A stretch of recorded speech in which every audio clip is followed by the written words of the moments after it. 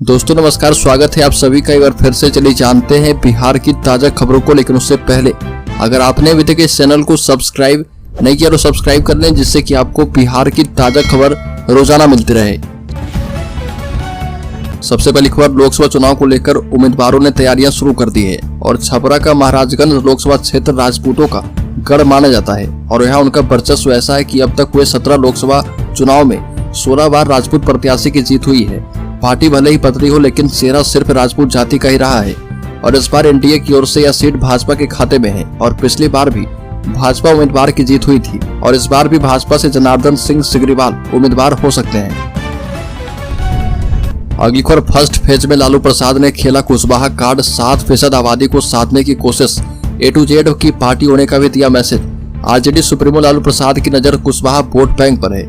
शायद यही वजह है कि उन्होंने पहले चरण के लोकसभा चुनाव के लिए जो सिमल बांटा उसमें 2 कुशवाहा समाज से आते हैं। आपको याद होगा कि सिमल बांटने से कुछ दिन पहले पूर्व मुख्यमंत्री राबड़ी देवी खेती किसानी करती हुई नजर आई थी और खेत में मूली उखाड़ते हुए उनका वीडियो काफी देखा गया था।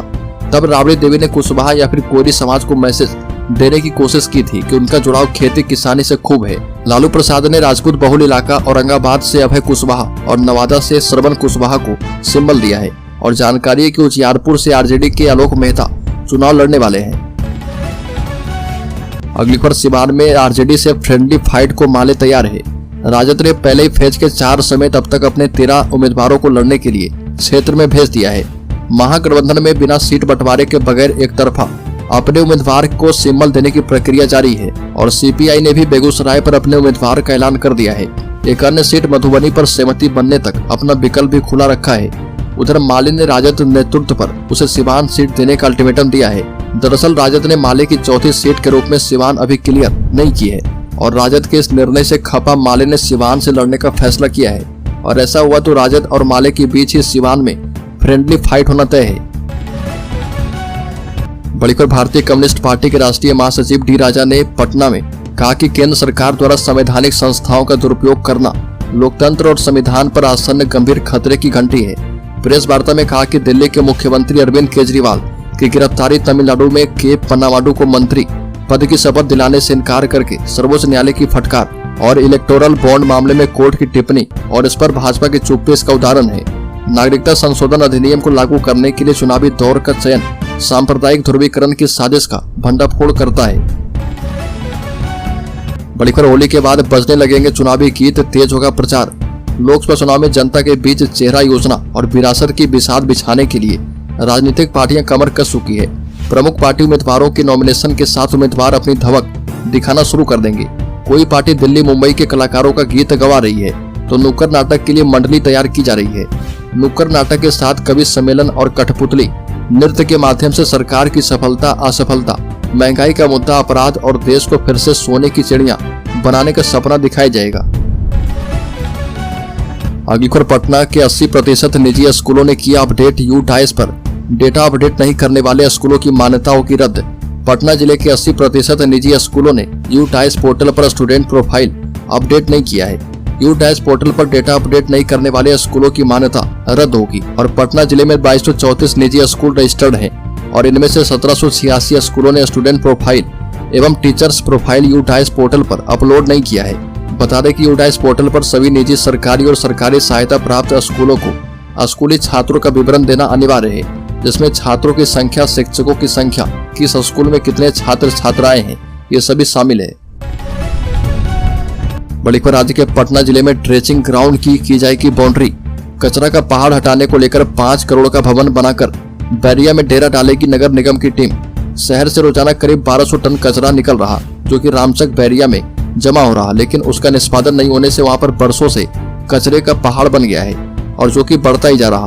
अब इसे समाप्त करने के लिए नगर निगम नए सिरे से कवायद करेगा और निगम वहां पर 5 करोड़ की लागत से साल भर में प्रशासनिक भवन बनाएगा और कचरा निस्तारण के लिए टीम तैनात की जाएगी और अफसर नजदीक से इसकी निगरानी कर पाएंगे।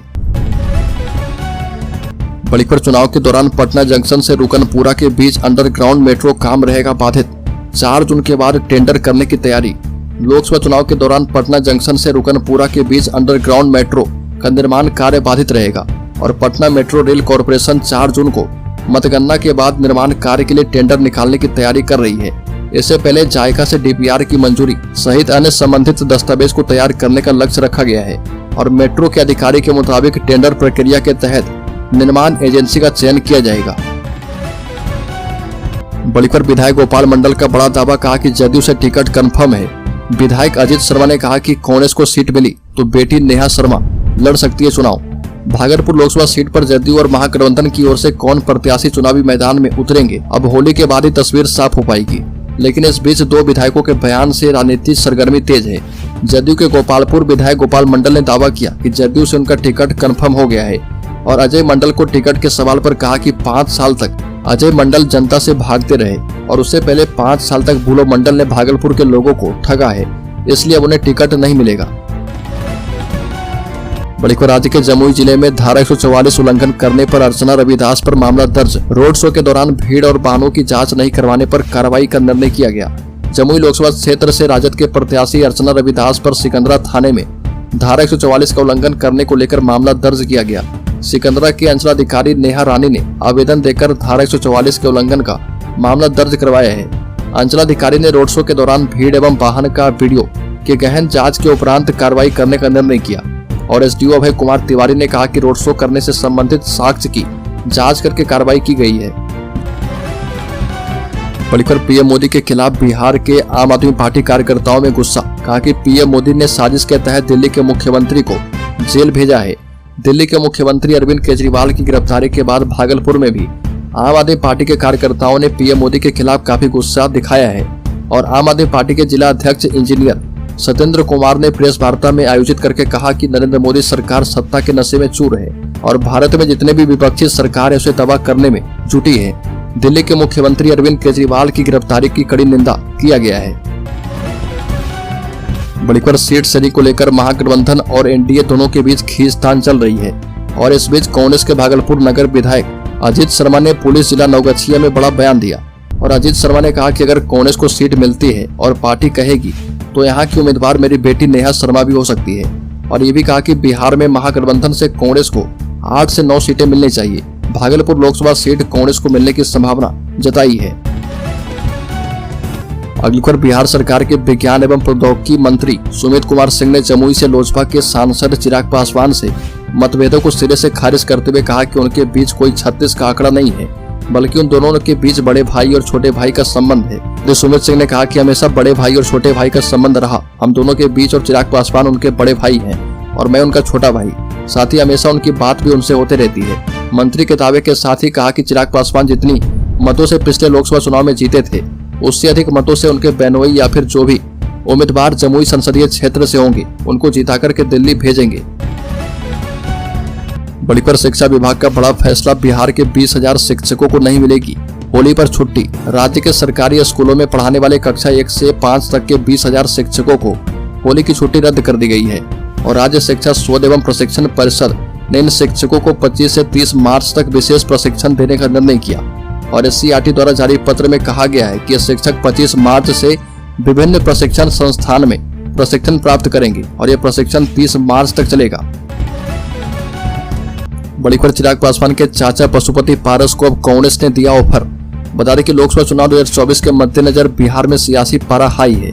आए दिन नेताओं के इधर से उधर जाने का सिलसिला जारी है और बता दें कि पशुपति पारस को एनडीए ने लोकसभा चुनाव के लिए एक भी टिकट नहीं दिया है और एनडीए ने पशुपति पारस की जगह चिराग पासवान पर भरोसा किया और 5 सीटें दी है। तो इसके बाद पशुपति पारस ने अपनी राह एनडीए से अलग कर ली है, केंद्रीय मंत्रिमंडल से इस्तीफा दे दिया। इस बीच अब कांग्रेस ने पशुपति पारस को खुला ऑफर दे दिया है। अगली खबर, सुपौल में पुल ढहने की होगी जांच, बक्से नहीं जाएंगे भ्रष्टाचारी। सुपौल जिले में बकौर पुल के ढहने की घटना पर डिप्टी सीएम सह पथ निर्माण मंत्री विजय कुमार सिन्हा एक्शन में आ गए और ये भी कहा कि पुल गिरने की घटना की जांच करवाई जाएगी। जांच रिपोर्ट में जो भी दोषी होंगे उन पर कार्रवाई तय है। एनडीए सरकार में भ्रष्टाचार को कतई बर्दाश्त नहीं किया जाएगा और साथ ही कहा कि सुपौल मधुबनी के भेजा बकौर के बीच कोसी नदी पर निर्माणाधीन पुल के एक हिस्से की गिरने की सूचना मिली है। बड़ीपर औरंगाबाद लोकसभा सीट पर उम्मीदवारों को लेकर लगाए जा रहे सभी कयासों को ध्वस्त करते हुए जेडीयू का दामन छोड़कर आरजेडी के साथ आई टेकारी के पूर्व विधायक अभय कुशवाहा को आरजेडी ने अपना उम्मीदवार घोषित कर दिया है और चुनाव लड़ने के लिए सिंबल प्रदान कर दिया है। सिंबल प्राप्त करने के बाद औरंगाबाद पहुंचे अभय कुशवाहा को पार्टी के नेताओं ने भव्य स्वागत करके आगे की रणनीति पर विचार विमर्श करने को कहा है। अगली खबर बिहार के शेयर होल्डर्स के लिए बड़ी खबर सामने आई है। पानी की टंकी बनाने वाली कंपनी को मिले हैं 2039 करोड़ के ऑर्डर और शेयर में मची है लूट। बता दें कि वेल्सपन कॉर्प को भारत और अमेरिका में 2039 करोड़ का ऑर्डर मिलने की खबर से इसके शेयर में तेजी है और जबरदस्त खरीदारी के चलते यह स्टॉक 544 रुपए पर पहुंच गया है, जबकि यह सुबह 526 रुपए पर खुला था। और बता दें कि वेल्सपन कॉर्प ने कहा कि उसे भारत और अमेरिका दोनों से 2039 करोड़ का लाइन पाइप ऑर्डर मिला है। स्टॉक एक्सचेंज फाइलिंग में कंपनी ने कहा कि अमेरिका में नए ऑर्डर न केवल वित्तीय वर्ष